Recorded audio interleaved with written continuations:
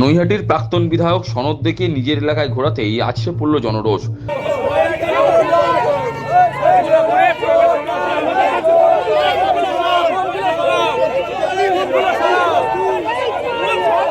Vote পরবর্তী হিংসা, তোলাবাজি সহ একাধিক অভিযোগে ধৃত নৈহাটির প্রাক্তন বিধায়ক সনদ দে পুলিশ হেফাজতে থাকাকালীন বৃহস্পতিবার সকালে নিজের এলাকা ৬ নম্বর বিজয়নগরে ঘোরাতেই তার ওপর জনরোষ আছড়ে পড়ল। উঠল চোর চোর স্লোগান। ক্ষিপ্ত জনতা তেড়ে গিয়ে তাকে মারতে উদ্যত হয়। বেগতিক দিকে ক্ষিপ্ত জনতার হাত থেকে রক্ষা করতে পুলিশ কোনো ক্রমে তাকে গাড়িতে তুলে নিয়ে এলাকা ছাড়ে।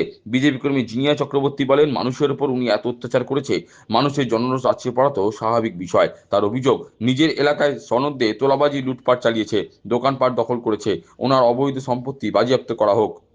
কি বলবেন? ঘিরে ধরেছে সাধারণ পাবলিক। ও মানুষের উপরে এত অত্যাচার করেছে, মানুষকে এত ঠকিয়েছে, তোলাবাজি করেছে, সিন্ডিকেট করেছে। একটা সামান্য অ্যাম্বুলেন্স চালক থেকে আজকে হাজার হাজার কোটি টাকা সম্পত্তি বানিয়েছে। কি করে বানানো? মানুষের জনরোষ। এখানে কোনো বিজেপি কার্যকর্তার গায়ে হাত দেয়নি। আমরা না, এখানে সাধারণ পাবলিক তাদের জনরোষকে কন্ট্রোল করতে পারেনি। এত মানুষের উপর অত্যাচার করেছে। নিজের এলাকায় দোকান লুটপাট, বাড়ি লুটপাট, জমি লুটপাট, সমস্ত কিছু করেছে। আজকে মানুষ তাদের জনরোষকে কন্ট্রোল করতে পারে।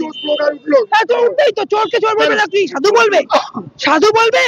আজকে এটা ওর পাড়া, ওর এলাকা। এখানে সামনের দোকান লুটপাট করেছে, দোকান ছিনিয়ে নিয়েছে, বেআইনি ভাবে দখল করেছে, বাড়ি দখল করেছে, জমি দখল করেছে, দোকান দখল করেছে, মানুষের টাকা লুটপাট করেছে। হ্যাঁ, বকুলের দোকানে মদ বিক্রি করেছে। ওষুধের দোকান সামনে রেখে কি চাইছেন আপনি? আমরা চাইছি ওর কঠোরতম শাস্তি হোক, এবং ওর যে সম্পত্তি বেআইনি ভাবে যে সম্পত্তিগুলো তৈরি করেছে, সমস্ত সম্পত্তি বাজেয়াপ্ত করা হোক।